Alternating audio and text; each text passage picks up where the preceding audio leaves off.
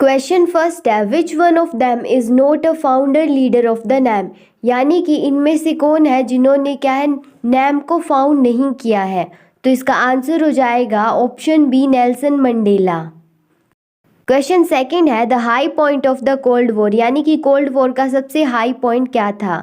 तो इसका आंसर हो जाएगा option A Cuban missile crisis. Question third है which set of the country belong to the NATO group, यानी कि इनमें से कौन सी कंट्री है जो नेटो के अंदर थी। तो इसका आंसर हो जाएगा ऑप्शन सी ब्रिटेन, फ्रांस और वेस्ट जर्मनी।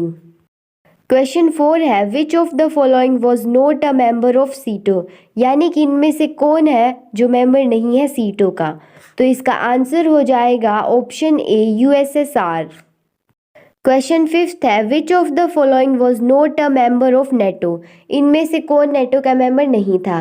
तो इसका आंसर हो जाएगा ऑप्शन डी, क्योंकि ऊपर वाले सभी ऑप्शन क्या है नेटो के मेंबर थे।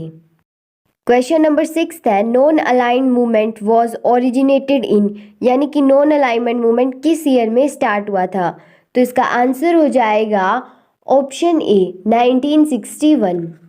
सेवंथ क्वेश्चन है नाटो वॉज एस्टैब्लिश्ड इन, यानी कि नेटो है वो कौन से ईयर में इस्टेब्लिश हुआ था या शुरू हुआ था। तो इसका आंसर हो जाएगा ऑप्शन बी 1949।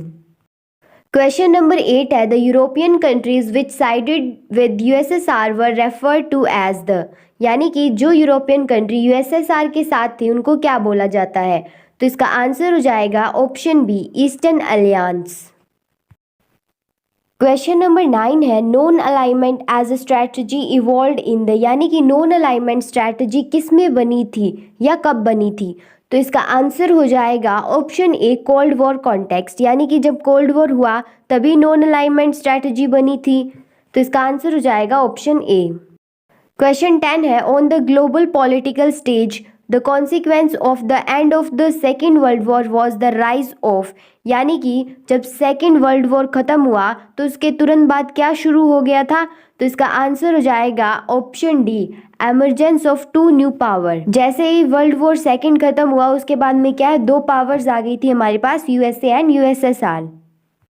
तो अब कर लेते हैं थोड़े असर्शन और रीज़न। अगर आपको असर्शन का मतलब नहीं पता तो असर्शन का मतलब वैसे तो होता है कि एक ऐसी चीज़ जो कभी गलत हो ही नहीं सकती, लेकिन यहाँ पे क्या है असर्शन के अंदर एक स्टेटमेंट दी हुई होती है और हमें देखना होता है वो स्टेटमेंट सही है या नहीं।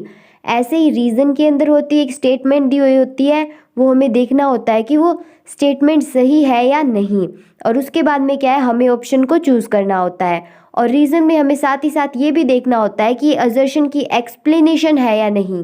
पहला असर्शन है हमारे पास Cuba was one of the allies of the USSR which was the threatened to be invaded by the US in 1961, यानी कि क्यूबा जो है वो यूएसएसआर की स्ट्रैटेजी फॉलो करता था और 1961 के अंदर क्या है यूएसए ने धमकी दी थी क्यूबा को कि वो क्या है क्यूबा के ऊपर अटैक कर देंगे।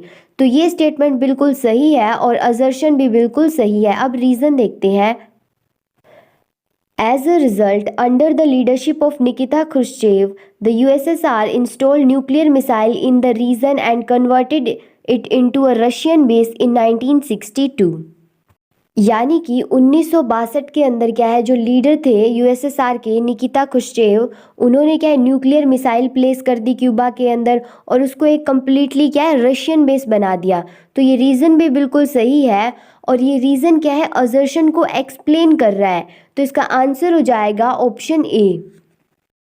सेकेंड असर्शन है after the end of world war second the US and USSR emerged as two super powers in the world, यानी कि जैसे ही वर्ल्ड वॉर सेकेंड ख़त्म हुआ उसके बाद में क्या है दो नई सुपर पावर आ गई इस दुनिया के अंदर, कौन सी, यूएसए और USSR. It came in the form of the not align movement, यानी कि ये नॉन अलाइनमेंट मूवमेंट की फॉर्म में आई थी, लेकिन ये बिल्कुल गलत है। ये नॉन अलाइनमेंट मूवमेंट की फॉर्म में तो आई नहीं थी, उसके अंदर तो वो थे जो क्या है ज़्यादा पार्टिसिपेट नहीं कर रहे थे कोल्ड वॉर के अंदर। तो ये रीज़न क्या है बिल्कुल गलत है। तो इसका आंसर हो जाएगा option C A is true but R is false. Third assertion है the western alliance known as the North Atlantic Treaty Organization SEATO. तो ये असर्शन यह है बिल्कुल ही गलत है। यहाँ पे नॉर्थ अटलांटिक ट्रीटी ऑर्गेनाइजेशन दे रखा है और ब्रैकेट के अंदर क्या है, सियाटो दे रखा है। तो ये क्या है, बिल्कुल रोंग है। यहाँ पे असर्शन तो रोंग हो गया। अब जहाँ पे भी असर्शन रोंग हो जाए ना, इसका मतलब क्या है कि रीज़न करेक्ट होगा ही होगा। ठीक है, फिर भी एक बार रीज़न को देख लेते हैं। The alliance system divided the Europe into the western alliance and the eastern alliance. यानी कि जो अलायंस सिस्टम था उसने क्या है, यूरोप को दो हिस्सों में बांट दिया था, वेस्टर्न अलायंस और ईस्टर्न अलायंस में।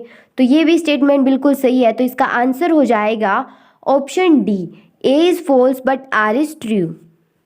फोर्थ असर्शन है after the second world war the Cold War started between the USA and the USSR. यानी कि जैसे ही सेकेंड वर्ल्ड वॉर खत्म हुआ उसके बाद में क्या है, कोल्ड वॉर स्टार्ट हो गया यूएसए और यूएसएसआर के बीच में। तो ये क्या है, बिल्कुल सही है। कोल्ड वॉर यूएसए और यूएसएसआर के बीच में स्टार्ट हुआ था। अब देखते हैं reason. A cold war is a state of the tension between countries. Cold war क्या थी, एक स्टेट थी जिसके अंदर क्या है, टेंशन हो रही थी कंट्रीज के बीच में। तो रीज़न भी क्या है, बिल्कुल सही है। लेकिन अब आप लोग ये मत समझना, ऊपर तो क्या है कोल्ड वॉर की बात करी जा रही है कि दोनों के बीच में हुआ और नीचे कोल्ड वॉर की डेफिनेशन दे दी। तो ये क्या है, सही एक्सप्लेनेशन है, लेकिन ऐसा नहीं होता। पहले में तो बता रखा है कि यूएसए और यूएसएसआर के बीच में कोल्ड वॉर स्टार्ट हो गया। अगर यहाँ पे ये बताता ना कि यूएसए और यूएसएसआर के बीच में कोल्ड वॉर क्यों हुआ, इनका क्या रीज़न था, तो इसकी एक्सप्लेनेशन ये सही होती। अब ये इसकी एक्सप्लेनेशन क्या है, सही नहीं है। तो इसका आंसर हो जाएगा option B, both A and R is true but R is not the correct explanation of A. Fifth assertion है the two super power also sign the three agreements, the limited test ban treaty, the nuclear proliferation treaty and the anti ballistic missile. यानी कि जो यहाँ पे three agreements लिखे हुए हैं वो क्या है, दोनों सुपर पावर में एक दूसरे के साथ क्या है, साइन किए थे। तो ये असर्शन बिल्कुल सही है। अब रीज़न देखते हैं।